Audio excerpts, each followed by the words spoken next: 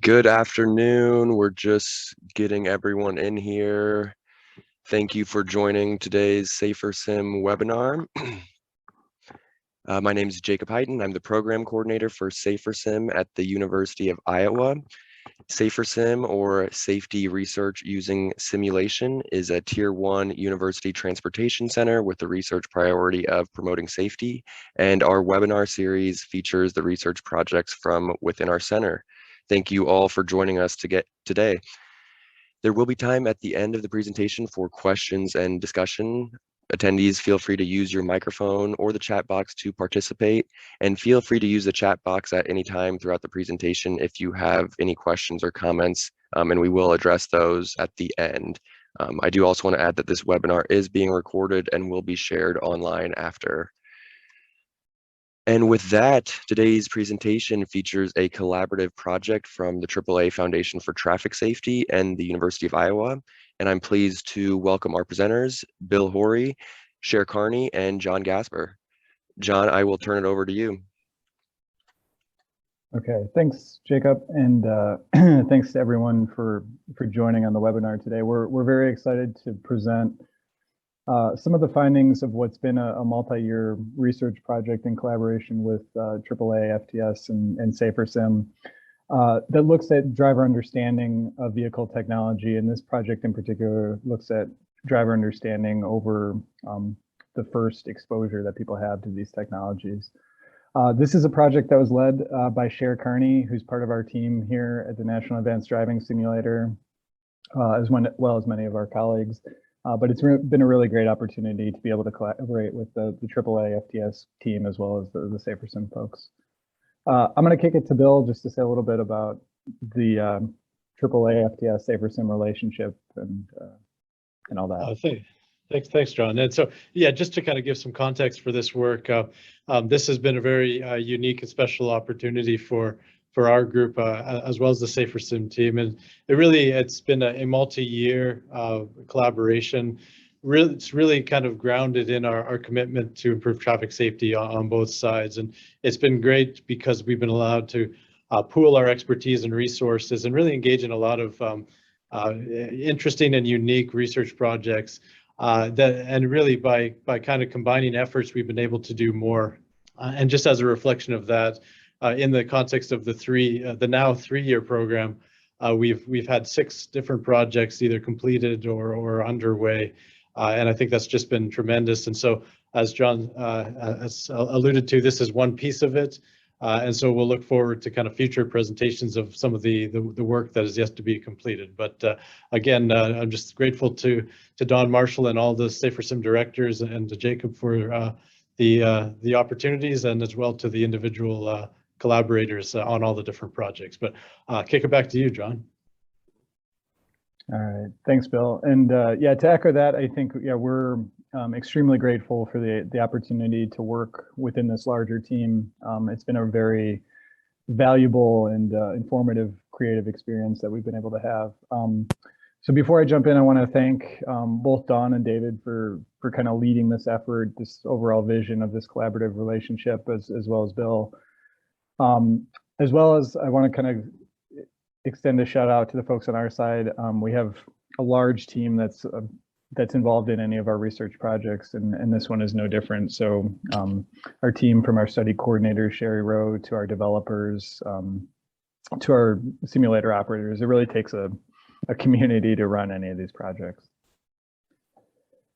So I'll be talking today a little bit about some of the work that we've done to investigate driver understanding of vehicle technologies. I'm planning on about 20 minutes here, so hopefully we have some time for questions at the end.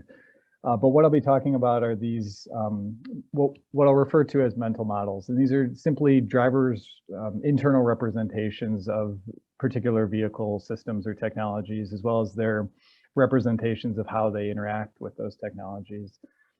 And these mental models have a lot of power and are quite important, especially as they allow drivers to kind of understand how a system is behaving, and especially how they allow drivers, may allow drivers to kind of predict how a system will behave in particular situations. So we've done quite a bit of thinking around kind of this topic of mental models and trying to kind of decompose mental models into their important elements.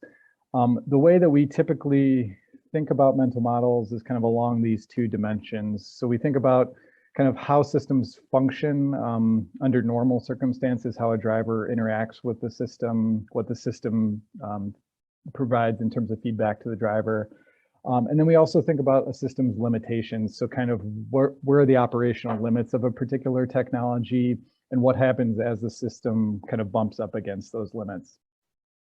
And so using those two pieces, we think we can do a pretty good job of kind of categorizing how strong or weak a person's mental model of a particular technology, such as adaptive cruise control, may be. And so this project, as well as some of our preceding work, has tried to kind of map drivers' understanding of technologies onto performance. So this really kind of builds off some work that our group did in collaboration with AAA FTS now a number of years ago, which showed that drivers have a pretty impoverished understanding of particular vehicle technologies. So this survey asked a large sample of drivers about the systems that were installed on their vehicles and that oftentimes they had interacted with. And the survey found some pretty significant deficits in terms of how well people understood the systems that were on their vehicles. So our work since then, in collaboration, part of this collaborative relationship, has been to kind of take that, what we know about driver understanding or lack thereof, and to see how that maps onto driving performance. So this project kind of, this earlier work that we did kind of consisted of two pieces. One was developing this tool, which we call the mental model assessment. The idea there was really to provide a tool that allows us to understand how strong a mental model is of a particular system. And in this case, we looked at adaptive cruise control or ACC. And then the second piece of that was that we used our simulator to develop this driving assessment where we could put people in situations where they had to do two things. One was to kind of interact normally with ACC, and the other set of situations involved them kind of running into these operational limits, so these kind of edge case situations, and seeing how they behaved as a function of how strong their mental model was. And the idea, again, was really to kind of map mental model quality onto driving performance. So doing that, we can show kind of this relationship between mental model quality, which is shown on the x-axis here, and driving performance, which is shown on the y-axis. And you can see that we can take drivers who have different levels of understanding and we can kind of plot them on this two-dimensional space. And essentially what we show is that drivers with strong mental models behave better, safer in particular edge case situations compared to drivers with weak mental models. Here we're looking at response time to one of those edge case situations, and you can see the grouping of strong mental model and weak mental model.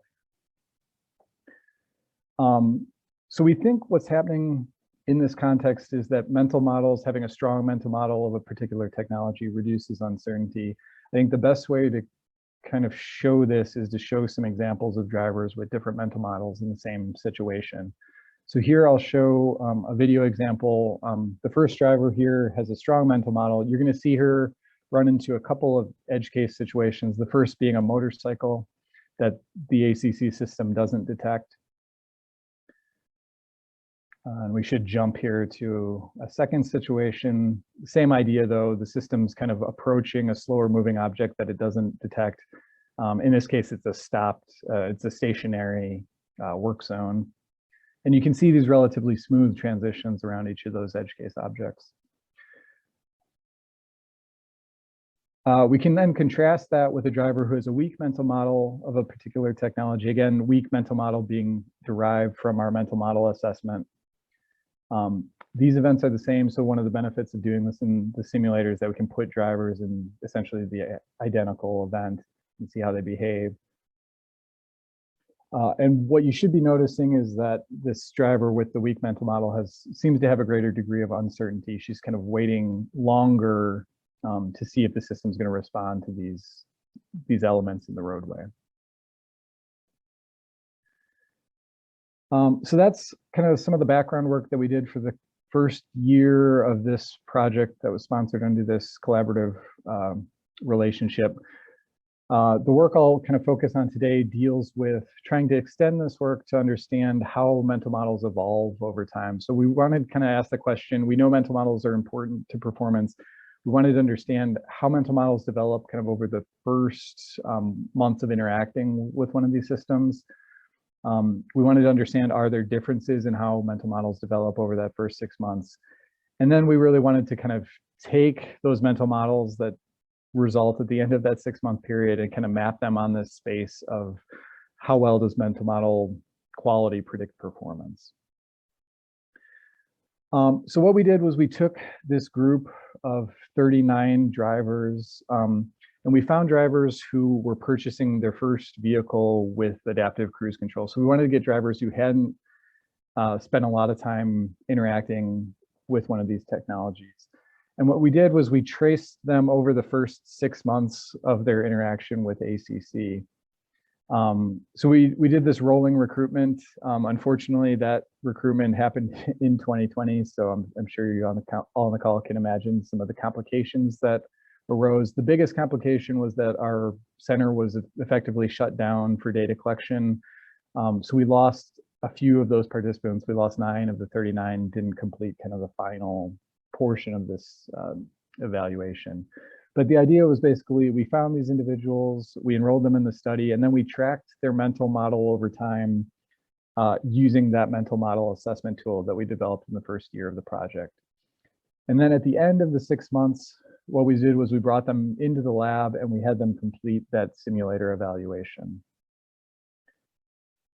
So that mental model tool, I talked a little bit about a few slides ago, but the idea is basically we developed this tool that we think is a pretty good indicator of these two components of mental model quality, someone's understanding of the functionality of a system and their understanding of the limitations of the system. So the MMA consists of 3 pieces. There's some multiple choice questions. There's some kind of open-ended questions that ask people specifics about the particular system. And then there's these, I think we had 3 situational questions where we show a diagram of a system and we ask them to describe how ACC might respond. So we can use that tool to track how mental models change over time. So again, I'll jump back a few slides. So we're giving this assessment at these different intervals that you can see here: 2 weeks, 4 weeks, 8 weeks, 16 weeks, and a final one at 6 months. So using that, we can track kind of how mental model scores change over time. And the takeaway there is essentially we see some slight improvements in overall scores on this mental model assessment over that 24-week period. We can also, as I was saying, we can kind of decompose that mental model questionnaire to understand how well people understand these 2 elements of a particular system. And what we see there is kind of what's driving these changes in MMA score over time are really an understanding of the system's limitations. So you can see if you look down here at the bottom, that understanding of the functionality of the system, which is really a more basic level of understanding of the technology, that remains stable over time. But what you see on average is that people's understanding of the system's limitations are improving over that 6-month window. We also added this component to this study where we were interested in not just how well people score in this assessment, but how confident they were in their responses to elements of the questionnaire. So we asked people how confident they were in their responses to that MMA, again, over the same interval. So with each assessment, they're also answering confidence scores. And we can see here is that in addition to the actual scores improving on average, we're also seeing this improvement or this increase in confidence over time. So one thing that we examined kind of as an exploratory analysis, we know that John Lenneman and colleagues, Jim Janess, had done some work where they had identified these kind of different clusters of learners about vehicle technologies. And they kind of were able to cluster folks according to this combination of how well they kind of understood the system, and also their confidence in their level of understanding of the system. And we wanted to see if that same kind of phenomenon applied to this set of participants. So we did this Kmeans clustering, and this clustering was based on kind of those two elements. So their final scores on the mental model assessment, as well as their confidence on that assessment.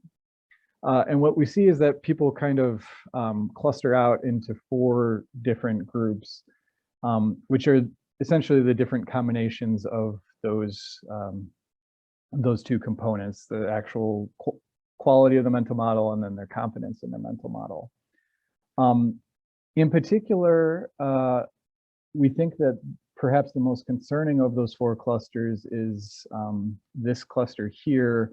So these are folks who scored lower overall on the mental model assessment. So they had weaker mental models, but they also showed higher confidence in their mental models. So those people could be incorrectly calibrated in kind of a direction that might cause them to be inaccurately confident in their understanding of the system.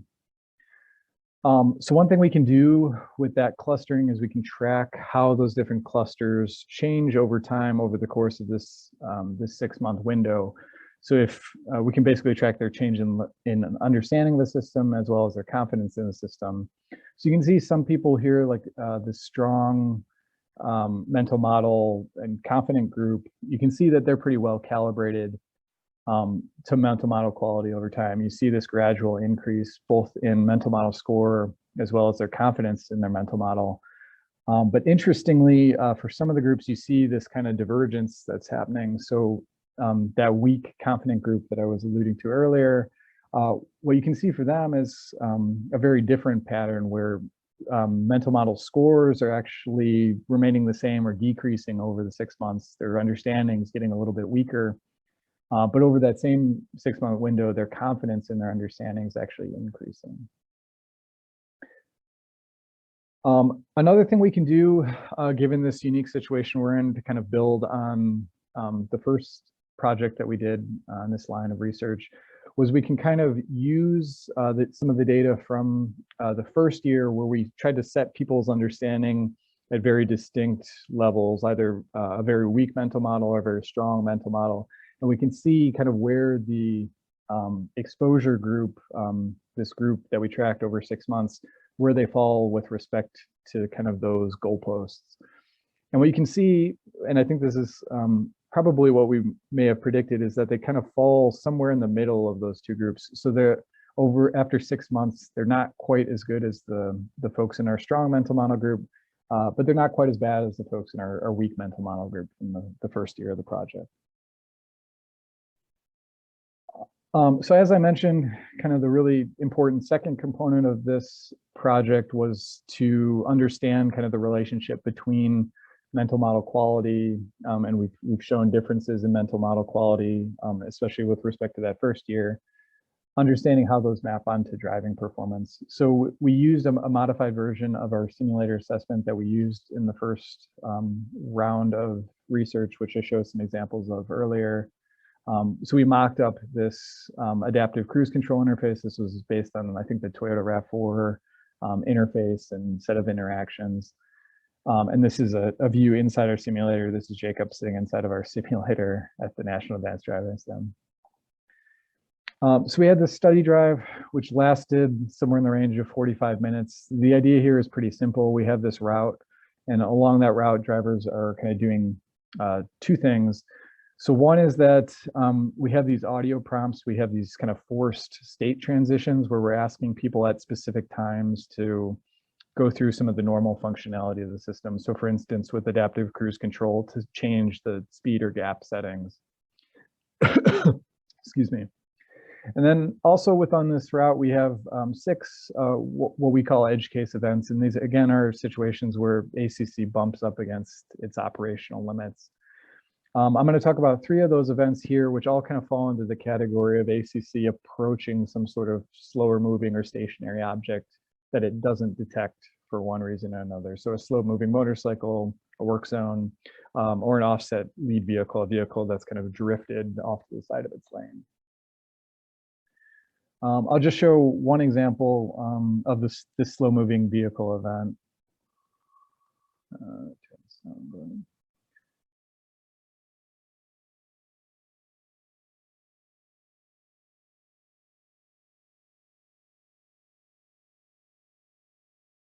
So here you can see the driver kind of recognizing the vehicle up ahead, and there's some kind of decision making that's happening in that process. The driver's kind of trying to understand, I would speculate, at least trying to understand whether ACC is going to respond or not, and she eventually makes this lane change. So for these results, again, what we've done is we've tried to kind of cast the results of the exposure group, the 6-month exposure. And again, remember that they're coming in at the end of the 6 months. We're trying to cast those against these endpoints of either our strong or weak mental model group. So we've broken this out. So this is response time in each of those 3 events for each of the 3 groups. Here, response time, we think, is a good indicator of how quickly drivers are making that decision about whether ACC is going to respond or not. And you can see that overall, drivers in the exposure group kind of fall into the same pattern that you saw with the scores on the mental model assessment. So they're kind of falling in the middle of our strong and weak mental model groups. So again, they seem to be a little bit better than our weak group, but not always as good as our strong group. If we then look at kind of the relationship between mental model scores and initial response times, again, we can see this kind of pattern where our exposure group after 6 months kind of falls in between the strong and the weak group. There are some outliers here, some people who are either worse or better, but for the most part, they tend to kind of fall in this middle ground. So a few conclusions, and again, this is a fairly high-level overview. We're happy to answer different questions about this. In terms of conclusions, we do think that people's mental models are improving over this first 6 months. I would say that the improvement is fairly gradual and fairly small overall. And again, that improvement seems to be kind of focused on an improved understanding of the limitations of the system. One thing that we think is really important to kind of take away from this is that after that 6-month exposure, drivers don't kind of get to the level of drivers who have been really well trained. So drivers in that strong mental model group, for instance. And we think this is a good indication that it isn't just enough to kind of let someone have exposure to the system and assume that their understanding is going to become good enough over time. So we really think that this kind of identifies a potential opportunity for some different training or education approaches. One thing that I think is really interesting from these results is we've kind of shown this this potential for kind of looking at individual differences and individual clusters of learners. We're still kind of trying to understand the relationship between those clusters and performance, but we do think in terms of identifying different education approaches, it will be important to kind of understand what are some of the individual differences and how do individuals respond to different training or education approaches. And then finally, I think really we're kind of interested in this idea of kind of this relationship between confidence and mental model scores, and what kind of leads to particularly this potentially problematic situation of people showing high confidence in their understanding of a system, but low overall actual understanding. I think that's important both for kind of how we might remedy that situation, but also for understanding how those deficits in knowledge and that kind of overconfidence might translate to performance. So moving forward, I think we're really just kind of scratching the surface of this topic of mental models and driver understanding of technology, how we might improve understanding over time. One question that we're really interested in is trying to understand kind of what's the minimum threshold, what's the minimum level of understanding that you need to get someone to make them safe enough, make them good enough at interacting with these technologies to be a safe driver. And then once you understand those thresholds, I think it's a matter of kind of identifying what are some of the best learning approaches. And as all of us know, there's a number of kind of trade-offs in considering how you introduce someone to particular vehicle technologies. And then finally, I think one question that we're really interested in moving forward in is understanding kind of how generalizable some of these types of understanding are. So most of our work has kind of focused on a single system or single set of systems. But I don't think we know yet kind of how well a quality mental model of a particular system may or may not translate to a different system, and how different the two systems can be before you start to see people incorrectly interacting with a new system. So I left maybe a little bit of time for questions, but thank you all for your attention. And again, thanks to our collaborators in AAA FTS and SaferSim for allowing us to kind of pursue this topic.